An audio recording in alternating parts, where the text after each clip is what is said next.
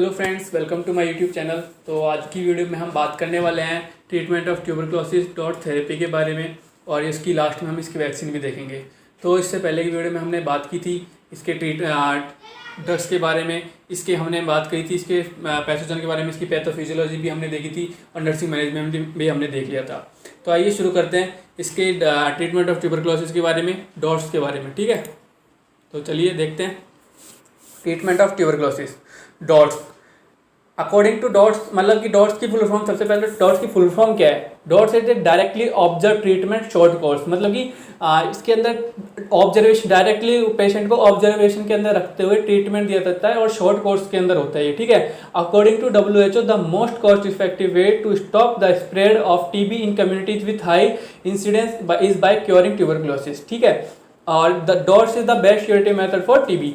Dots best curative method है TB के लिए। ठीक है, in DOTS method TB is treated by combination of 3-4 drugs, मतलब 3-4 ड्रग्स है जिनके बाद ही, जिनके ध्यान में रखते हुए ड्रग्स का जो ट्रीटमेंट है वो किया जाता है। जैसे कि मैं बताऊं, आइसोनियाज़िड फर्स्ट लाइन जो ड्रग्स हैं मेनली उनको काम मिल जाता है, जैसे कि आइसोनियाज़िड हो गई, रिफामिन हो गई, पायराजिनामाइड हो गई और आपकी इथाम्ब्यूटोल हो गई। इन 3-4 ड्रग्स का कॉम्बिनेशन होता है जिसको रैपिडली दिया जाता है, मतलब कंटिन्यूसली दिया जाता है 2 महीने, 6 महीने और 8 महीने, मतलब first 2 month intensive phase, continuation phase 6 month. उसके हिसाब से जो ट्रीटमेंट है, जो थेरेपी है वो दी जाती है। ठीक है, और नेक्स्ट इसके अंदर लिखा हुआ है, under this protocol dose of all first line drugs was standardised on body weight basis both adult and children. मतलब कि वो आजकल क्या हो गया है, बॉडी वेट बेसिस के हिसाब से भी जो ट्रीटमेंट है वो ड्रग्स हैं जो दी जाने लगी। मतलब कि जैसे कि आपको बताऊं, एक 15 mg की कोई ड्रग है उसको पर किलोग्राम पर डे के हिसाब से देते हैं। ठीक है, नेक्स्ट मैंने आपको एक चार्ट बना के बताया, चार्ट बनाया हुआ है,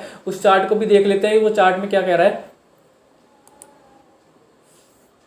ये देखिए, वेट कैटेगरीज में लिखी हुई है, नंबर ऑफ टैबलेट्स लिखी हुई है इंटेंसिव फेज में और कंटिन्यूशन फेज में। इंटेंसिव फेज और कंटिन्यूशन फेज, मतलब कि इंटेंसिव फेज तो एक तरह से इसके अंदर रैपिडली काम होगा, कंटिन्यूस फेज में लगातार धीरे धीरे उसमें जो बाद में बचे हुए बेसिलस है उनको खत्म करने का काम किया जाएगा। प्रिवेंशन से प्रिवेंट करने के लिए जो ट्रीटमेंट किया जाएगा कंटिन्यूस फेज में किया जाएगा। और इसके अंदर लास्ट में लिखा हुआ है स्ट्रेप्टोमाइसिन इंजेक्शन मिलीग्राम के अंदर। ठीक है, तो इसमें सबसे पहले वो HRZ लिखा हुआ है। H का मतलब तो हो गया आइसोनियाज़िड, R का मतलब रिफामिन, Z का मतलब पायराजिनामाइड और E का मतलब हो गया हमारे इथाम्ब्यूटोल। ठीक है, इथाम्ब्यूटोल देखो 50, इसमें लिखा हुआ है H को 50, R को 75, Z को 150, 150 एंड E को 100।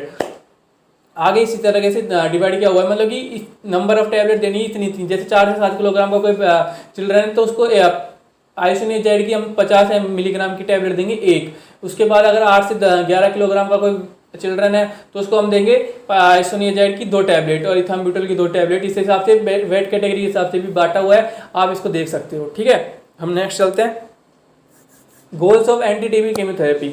अब किसी टीबी को खत्म करने के लिए, मतलब कोई भी डिजीज है उसको खत्म करने के लिए कुछ गोल्स भी तो होंगे ना, उन गोल्स को देखते हैं। देखो गोल्स क्या क्या है, जैसे इसमें लिखा हुआ है किल डिवाइडिंग बेसिलाई, किल प्रेजेंटिंग बेसिलाई और प्रिवेंट इमरजेंस ऑफ रेजिस्टेंस। अब देखो सबसे पहले तो किल डिवाइडिंग बेसिलाई, मतलब कि जो डिवाइड कर रहे हैं बेसिलस उनको सबसे पहले तो उनको किल करना है। फिर जो अंदर प्रेजेंट है उनको किल करना है और प्रिवेंट करना है कि रेजिस्टेंस ना हो। ठीक है, तो सबसे पहले देखते हैं किल डिवाइडिंग बेसिलाई। किल डिवाइडिंग बेसिलस में लिखा हुआ है drug with early bactericidal action rapidly reduce bacillary load in the patient and achieve quick sputum negativity. This also affords quick sputum relief। मतलब कि जो पेशेंट है उसके अंदर सबसे पहले तो बैसिलर्स के, उसके जो पेशेंट के अंदर जो स्पुटम है उसको रिलीफ करना है। ठीक है, जो मतलब इसके अंदर जो नेगेटिविटी, मतलब एसिड फास्ट बैसिलस था, मैंने आपको बताया था कि जो अपना माइकोबैक्टीरियम ट्यूबरकुलोसिस होता है वो एसिड फास्ट बैसिलस होता है। एसिड फास्ट बैसिलस को खत्म करना है तो उसकी नेगेटिविटी होगी उसकी, और जो उसके अंदर प्रेजेंट बैक्टीरिया हैं उनको किल करना है, मतलब कि स्पुटम के अंदर जो डिवाइडिंग कर रहे हैं उनको किल करना है। फिर आता है presenting bacillus to effect cure and prevent relapse and this depends on sterilizing capacity of the drug. ठीक है, और नेक्स्ट है the prevent emergence of resistance so that the bacilli remain susceptible to the drugs. मैंने आपको बताया था कि पहले माइकोबैक्टीरियम ट्यूबरकुलोसिस जो होता है ना वो रेजिस्टेंस उत्पन्न कर लेता है ड्रग्स के प्रति, कोई ड्रग्स के प्रति रेजिस्टेंस उत्पन्न ना करे, इसका भी हमको ध्यान रखना है। ये भी हमारे मतलब अच्छी तरह देखना है कि रेजिस्टेंस तो नहीं कर रहा उसके प्रति। नेक्स्ट अब देखते हैं the relative activity of the first line drugs in achieving these goal, जो हमने अभी गोल्स थे, kill dividing bacilli, presenting bacilli, prevent resistance, तो इनको गोल को अचीव करने के लिए फर्स्ट लाइन ड्रग्स हैं जो अलग अलग तरीके से काम करती है, वो देखते हैं। देखो for example isoniazid and rifampin are the most potent bactericidal drugs है। बैक्टीरियोसिडल का मतलब, सबसे पहले तो आप याद रखो, बैक्टीरियोसिडल का मतलब तो है बैक्टीरिया को किल करना, ठीक है, और बैक्टीरियोस्टेटिक का मतलब है बैक्टीरिया की ग्रोथ को रोकना। तो जो आइसोनेजेड और रिफामिन जो ड्रग है वो करती है बैक्टीरियोसिडल ड्रग है। बैक्टीरियोसिडल ड्रग है ना, वो देखो active against all subpopulation of tuberculosis bacilli, TB की बेसिलस के प्रति की सारी पॉपुलेशन के प्रति एक्टिव है, ठीक है। उसके बाद लिखा हुआ है while pyrazinamide Z X and on intracellular bacilli and do at inflamed site at very good sterilizing activity, इसकी स्टेलाइजिंग एक्टिविटी अच्छी है और जो है इंटरसेल्युलर बेसिलाई पे काम करता है। Ethambutol is bacteriostatic mainly serves to resistant and may hasten sputum conversion, ठीक है। मैंने बताया बैक्टीरियोस्टेटिक मतलब इसकी एक ग्रोथ को रोकेगा, ठीक है, मतलब बैक्टीरियोसीडल है जो तो क्या बैक्टीरिया को किल करेगा, मतलब जड़ से खत्म करेगा, और बैक्टीरियोस्टेटिक है वो बैक्टीरिया की ग्रोथ को रोकेगा, ठीक है। नेक्स्ट देखते हैं the general principle of anti tubercular chemotherapy. अब इसके जनरल प्रिंसिपल क्या है, देखो यूज ऑफ एनी, देखो सबसे पहले देखो use of any single drug in TB and the emergence of resistant organism and relapse in 3/4 patient a combination of 2 or more drugs must be used। सबसे पहले तो देखो जो सबसे कोई भी एक ड्रग होगी, यानी अपन फर्स्ट लाइन ड्रग में भी आइसोनेजेड या रिफामिन कोई सी भी एक अपन सिंगल ड्रग देंगे तो रेजिस्टेंस होने का खतरा ज़्यादा रहता है। मैंने आपको बता रहा हूँ शुरू से कि माइकोबैक्टीरियम ट्यूबरकुलोसिस जो है रेजिस्टेंस उत्पन्न कर लेता है अपने अंदर ड्रग्स के प्रति, तो उनको उसको प्रिवेंट करने के लिए, मतलब वो रेजिस्टेंस उत्पन्न ना हो इसके लिए हम क्या करते हैं, कॉम्बिनेशन देते हैं ड्रग्स का, यानी 2 ड्रग्स या 3 ड्रग्स का कॉम्बिनेशन देते हैं, नहीं तो क्या रेजिस्टेंस उत्पन्न हो सकता है। तो फिर आते हैं isoniazid and rifampin are most efficacious drugs, their combination is definitely synergistic, duration of therapy is shorten from 12 month to 9 month, ठीक है। मतलब ये जो रिफामिन और आइसोनेजेड है ना, ये मोस्ट पोटेंट ड्रग है, मोस्ट एफिकेसी है, इनकी सबसे ज़्यादा एफिकेसी है इनकी ड्रग्स की टीबी के ट्यूबरकुलोसिस के प्रति, ठीक है। तो इनको अगर कॉम्बिनेशन में यूज में लेते हैं तो इसकी जो ड्यूरेशन है थेरेपी की वो कम हो सकती है।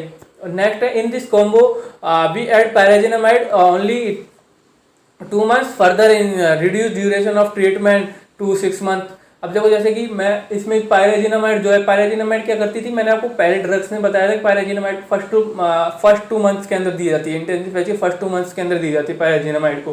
पायराजिनामाइड क्या करती है, जो बेसिलस होते हैं ना उनको जल्दी जल्दी किल करती है, मतलब रैपिडली जो ग्रो कर रहे हैं उनको किल करती है, ठीक है पायराजिनामाइड। अगर अपन उसको देते हैं तो इसकी 2 महीने और कम हो सकती है, ठीक है। नेक्स्ट आते हैं, नेक्स्ट प्रिंसिपल क्या है, a single dose of all first line anti TB drugs is preferred. फिर आते हैं the response is fast in the first few weeks as the fast dividing bacilli are eliminated rapidly, ठीक है। उनको eliminate first few weeks में bacillus को response के उनका जो एलिमिनेट करेंगे सबसे पहले तो मतलब फर्स्ट रैपिडली एलिमिनेट करेंगे, उनको खत्म करेंगे, ठीक है। सिम्टोमेटिक रिलीफ देने चाहिए 2 से 4 वीक के अंदर उसका सिम्टोमेटिक रिलीफ होना चाहिए। The rate bacteriological, radiological and clinical improvement decline subsequently, bacteriological cure takes much longer, ठीक है। ये तो बैक्टीरियोलॉजिकल क्योर है जो थोड़ा टाइम लेता है, बाकी और सब है जो कम होने चाहिए, डिक्लाइन होने चाहिए। नेक्स्ट देखते हैं, all regimen have initial intensive phase lasting 2-3 months or with 4-5 drugs aimed to rapidly kill the bacilli and afford symptomatic relief। मतलब सिम्टोमेटिक रिलीफ करने के लिए 4-5 ड्रग लेते हैं, ठीक है। उनको एम क्या होता है 2 से 3 मंथ के अंदर रिलीफ देना। फिर this is followed by continuation phase by with 2-3 drugs lasting 4 या 5 मंथ्स के ड्यूरिंग दी जाती है रिमेनिंग बेसिलाई को एलिमिनेट करने के लिए और रिलैप्स करने के लिए, ठीक है। मतलब क्या होता है इंटेंसिव फेज और कंटिन्यूएशन फेज। अभी हमने वेट बैंड वाले उसमें देखा था कि इंटेंसिव फेज और कंटिन्यूएशन, इंटेंसिव फेज के अंदर सबसे पहले तो रैपिडली ग्रो कर रहे हैं उन बेसिल और जो प्रेजेंट बेसिलस है उनको किल करना है, तो उसके अंदर हम सबसे पहले तो 4-5 ड्रग्स का कॉम्बिनेशन देंगे, जैसे कि HRZE और S दे देंगे, ठीक है। और बाद में जब 2 महीने बाद उसको कम कर देंगे या फिर उसको कर देंगे HRE कर देंगे, ठीक है, जेड हटा देंगे उसमें से, इस तरीके से। और जो पायराजिनामाइड मैं आपको बता रहा हूँ पहले ड्रग्स में मैंने बताया और अभी जस्ट पहले मैंने बताया कि उसको फर्स्ट 2 मंथ्स के अंदर ही देना है, ठीक है। नेक्स्ट देखते हैं पेशेंट। अब अब एक बात बताओ, अपने पेशेंट आ गया, पेशेंट अब क्या, मैंने तो रेजिस्टेंट वाला पेशेंट है और एक बिना रेजिस्टेंट वाला पेशेंट है, तो उसको अब मैं शुरू से बता रहा हूँ, जो माइकोबैक्टीरियम ट्यूबरकुलोसिस है वो टीबी अपने जो ड्रग्स के प्रति रेजिस्टेंस उत्पन्न कर लेता है, रेजिस्टेंस उत्पन्न कर लेगा तो उसके प्रति हमने उसको दो डिवाइड इन पेशेंट, इसके आधार पर हमने दो पेशेंट कैटेगरी में बांट दिया पेशेंटों को, जैसे कि फर्स्ट कैटेगरी और सेकंड कैटेगरी। फर्स्ट कैटेगरी में तो हमने न्यू पेशेंट रखा जिसके अंदर कोई मतलब कि उसके अंदर कोई रेजिस्टेंट उत्पन्न नहीं है, जो पहली बार उसके टीबी हो रही है, तो उसके अंदर न्यू पेशेंट या कैटेगरी फर्स्ट के अंदर रखा, और प्रीवियस ट्रीटेड पेशेंट के उसके अंदर रखा जो पहले टीबी हो चुका है उसको, और उसके मतलब यह फिर उसके अंदर रेजिस्टेंट है। ठीक है, तो नेक्स्ट देखते हैं, एक मिनट, एक सेकेंड, चलो भाई।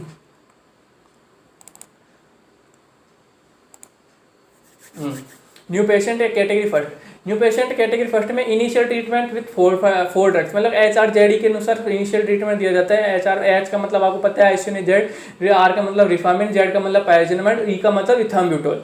ठीक है, इंक्लूडिंग 3 बैक्टीरियाइडल ड्रग, मतलब कि बैक्टीरियाइडल ड्रग में से 3, और इसमें बैक्टीरियाइडल का मतलब क्या था, बेसिलस को किल करना।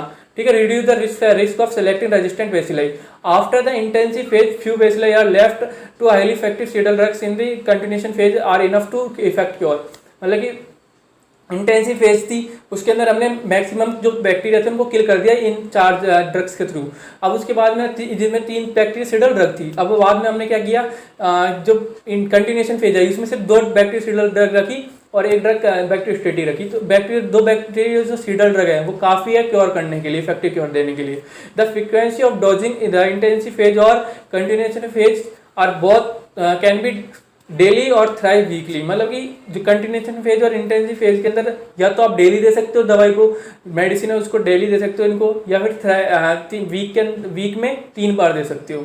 ठीक है, नेक्स्ट देखते हैं, daily treatment during both phase is consider optimal because it help to prevent acquisition of resistance, मतलब कि डेली ड्यूरिंग, वापस पढ़ते हैं, daily treatment during both phase is consider optimal because it में help to prevent acquisition of resistance, resistance को acquired करने से पहले उसको प्रिवेंट करना है हमको। ठीक है, तो उसके अंदर आप देखो मैं बता रहा हूँ, टू 4 इंटेंसिव फेज के अंदर सबसे पहले हम देंगे HRZE डेली के, ठीक है, या फिर थ्राइस से वीक, इस तरीके से देनी है। और HRZE का मतलब आपको पता है कि मैंने आइसोनिजेड, रिफामिन, इथाम्ब्यूटोल, और पायरेजिनामाइड, Z का मतलब पायरेजिनामाइड, E का मतलब इथाम्ब्यूटोल, कन्फ्यूज मत होना। ठीक है, अब फिर फर्स्ट 2 मंथ तो देंगे ये HRZE डेली। ठीक है, उसके बाद 4 मंथ या 4 मंथ बाद, मतलब 6 मंथ की कुल टोटल थेरेपी है, तो 6 उसमें से 2 मंथ तो हमने दे दी HRZE, मतलब न्यू पेशेंट कैटेगरी में, मतलब कैटेगरी फर्स्ट में, और टोटल उसके मंथ हो गए 6, और लास्ट के जो 4 मंथ है उसमें देंगे हम HR, यानी कि आइसोनिजेड और रिफामिन, काफ़ी है इसको क्योर करने के लिए कंटिन्यूएशन फेज के अंदर। ये जो दिया गया है ये देखो, अकॉर्डिंग टू डॉट्स, यानी कि WHO के थ्रू जो डॉट्स थेरेपी जो दी गई है उसके अनुसार ये दिया गया है। ठीक है, previous treated patient category first. अब इसमें देखो प्रीवियस ट्रीटेड पेशेंट मतलब कि इसमें smear positive TB patient who in the past have been exposed to anti TB drugs but didn't complete the course और टुक इनएडिक्वेट इरेगुलर मेडिकेशन और relapsed after responding of failed to respond run a higher risk of harbouring drug resistant bacilli. अब इसमें क्या कह रहा है कि हमारे पास कोई पेशेंट आया, पहले जो टीबी उसके पास अंदर टीबी था पहले से, वो कोई पेशेंट हमारे पास आया, तो पर उसने क्या किया, उसने पहले जब हमने उसको थेरेपी दी थी तो उसने थेरेपी पूरी नहीं ली, तो उसके अंदर रेजिस्टेंट आ गया। मैं आपको शुरू से बताता आ रहा हूँ कि MDR इसमें रेजिस्टेंट आ जाता है टीबी के अंदर, जो माइकोबैक्टीरियम ट्यूबरकुलोसिस है वो ड्रग्स के प्रति रेजिस्टेंट उत्पन्न कर लेता है, इसलिए इसका जो ट्रीटमेंट है, जो इसका थेरेपी है उसको पूरी लेनी चाहिए। तो इसमें यही होता है कि यदि उसने थेरेपी पूरी नहीं ली, उसने छोड़ दिया पहले ही, तो उसमें रेजिस्टेंट हो सकता है, तो इसको चेक करते हैं। ठीक है, then bacilli may be resistant to 1 और मोर फर्स्ट लाइन ड्रग्स, वो एक के प्रति भी फर्स्ट रेजिस्टेंट हो सकती है, या फिर 2-3 के प्रति भी रेजिस्टेंट हो सकती है। It is crucial to identify MDR case because in them continuing treatment with first line drug alone is not ineffective but also amplify drug resistance. ठीक है, फिर नेक्स्ट चलते हैं अपन। It is important to culture the bacilli in each of the retreatment case and determine drug sensitivity, which will help identify MDR cases and the devising the most appropriate drug therapy for that patient. अब इसके अंदर क्या करेंगे, हम पहले तो उस patient को कैटेगराइज कर लिया हमने, सेकंड कैटेगरी के अंदर है वो, उसको हमने पहचान लिया इसके अंदर टीबी में कौन कौन सी रेजिस्टेंट है, कौन सी ड्रग है जो रेजिस्टेंट हो गए के प्रति माइकोबैक्टीरियम ट्यूबरकुलोसिस रेजिस्टेंट हो चुका है। तो उसको देखते हैं, फिर हम नई थेरेपी बनाते हैं उसके लिए कि ये थेरेपी अब ये वाली थेरेपी उसके अंदर काम करेगी, जिसके अंदर हम सेकंड लाइन ड्रग्स भी इंक्लूड करते हैं, कुछ सेकंड लाइन ड्रग्स भी इंक्लूड करेंगे उसके अंदर, और कुछ न्यू थेरेपी बनाएंगे उसके लिए। फिर अब इसमें देखो, इसमें कैटेगराइज क्या हुआ है, इन इंटेंसिव फेज में हम देंगे सबसे पहले तो HRZES, यानी कि HRZE के आइसोनिazid, रिफामिन, पायराजिनामाइड, इथाम्ब्यूटोल, और एस का मतलब स्ट्रेप्टोमाइसिन 2 मंथ्स के लिए डेली देंगे। फिर नेक्स्ट 1 मंथ के लिए देंगे HRZE, मतलब स्ट्रेप्टोमाइसिन को हटा देंगे और HRZE देंगे केवल। फिर नेक्स्ट 5 मंथ देंगे HRE, ठीक है। और अब इंटेंसिव मतलब कि ना जो कैटेगरी फर्स्ट थी उसके अंदर इंटेंसिव फेज के अंदर दे रहे थे केवल HRZE, और कंटिन्यूएशन फेज के अंदर दे रहे थे केवल HR। तो टोटल मंथ की थेरेपी थी 6 मंथ की। ये थेरेपी जो कैटेगरी सेकंड वाली है वो 8 मंथ्स की है। 8 मंथ में सबसे पहले 2 महीने तो हमको देनी है HRZES, और सेकेंड मंथ फर्स्ट मतलब थर्ड मंथ में हमको देनी है HRZE, और फिर लास्ट के 5 मंथ्स में हमको देनी है HRE। टोटल हो गए 8 मंथ, ये भी अकॉर्डिंग टू डॉट्स है। नेक्स्ट देखते हैं क्लासिफिकेशन क्या हुआ है। देखो मैंने इसमें आपको एक टेबल के थ्रू बताया हुआ है, कैटेगरी में type of patient, regimen and duration in month. Category first का जो वो बॉक्स आता है वो होता है रेड कलर का, उसमें देखो न्यू स्पुटम पॉजिटिव, मतलब कि पहला जो पेशेंट है कैटेगरी फर्स्ट के अंदर HRZE देंगे, ठीक है। फिर उसके बाद में HR देंगे, मतलब 2 महीने HRZE तो 4 महीने HR, तो टोटल होगी 6 मंथ की। और जो कैटेगरी सेकंड है उसका जो डॉट्स का जो डब्बा आता है वो आता है ब्लू कलर का, उसमें देंगे देखो HRZES फर्स्ट 2 मंथ, फिर HRE 1 मंथ, और HRZE 1 मंथ, और HRE 5 मंथ, टोटल हो गए 8 मंथ। ये हो गया हमारा ट्रीटमेंट, ठीक है। इसके बाद हम देखते हैं वैक्सीन ऑफ ट्यूबरकुलोसिस। आप इस टाइम बहुत सुन रहे हो BCG के बारे में, कोरोना चल रहा है BCG, आप कई बार कहते हैं कि BCG की वजह से भी कोरोना इंडिया में कम फैल रहा है। BCG है क्या? Basically Calmette Guerin is vaccine for tuberculosis. ये जो BCG वैक्सीन है ना वो स्पेशली ट्यूबरकुलोसिस के लिए बनाई गई है। पर क्या है, और ये बनाई कहाँ गई थी? फ्रेंच साइंटिस्टों के द्वारा बनाई गई थी ये ट्यूबरकुलोसिस की जो और ये बेसिलस कैलमेट का इसमें तो 1-2 साइंटिस्ट थे, ये कैलमेट और ग्यूरेंस, इनके नाम पे ये वैक्सीन है, इनको नाम रख दिया गया BCG, ठीक है। ये पर आपको बताऊं, ये यूएसए अमेरिका में इनमें ये वैक्सीन काम में कम ली जाती है, और जो अपने इंडिया या पाकिस्तान या फिर जहाँ पे हाईली टीबी के पेशेंट है वहाँ पे ये काम में ली जाती है अभी भी। जो ये इसके अंदर क्या होता है कि जो NHS मतलब कि उसके NHS के द्वारा रिकमेंडेड है कि आपके जो छोटे बच्चे हैं या फिर मान लो 35 साल से जो एडल्ट है, या फिर सबसे पहले तो छोटे बच्चों को न्यू बॉर्न बेबी को लगानी देनी है ये लेफ्ट हैंड के अंदर, ठीक है। और या फिर अपन को या फिर लगानी है तो 35 साल से जो छोटे हैं, मतलब 35 साल से जो एडल्ट हैं उनको ये इफेक्ट कर सकती है। इससे आगे की कोई एविडेंस नहीं है कि उन पर क्या काम करती है या नहीं करती है। अब सबसे पहली बात, इसको लगाया जाता है लेफ्ट हैंड के अंदर। लेफ्ट हैंड के अंदर इसलिए लगाया जाता है कि अगर फ्यूचर में कभी टीबी हुआ तो हम देख सकते हैं कि इसके टीका लगा हुआ था, वैक्सीन लगी हुई थी या नहीं लगी हुई थी, आइडेंटिफाई कर सकते हैं। क्योंकि इसमें थोड़ा सा रह जाता है, एक स्कार सा रह जाता है जिसको आइडेंटिफाई किया जा सकता है नेक्स्ट फ्यूचर में कि पेशेंट के टीका लगा हुआ है, वैक्सीन लगी हुई है या नहीं, ठीक है। नेक्स्ट इसमें लिखा हुआ है BCG vaccine is recommended for on the NHS babies, children and adult under the age of 35 who are at risk catching tuberculosis. मैंने आपको बताया कि सबसे पहले तो बेबीज के अंदर लगाया जाए, NHS रिकमेंडेड करती है बेबीज के अंदर लगाओ, चिल्ड्रंस के अंदर, और एडल्ट यानी 35 से जो छोटे छोटे हैं उनके अंदर ही लगाया जा सकता है इसके वैक्सीन को, ठीक है।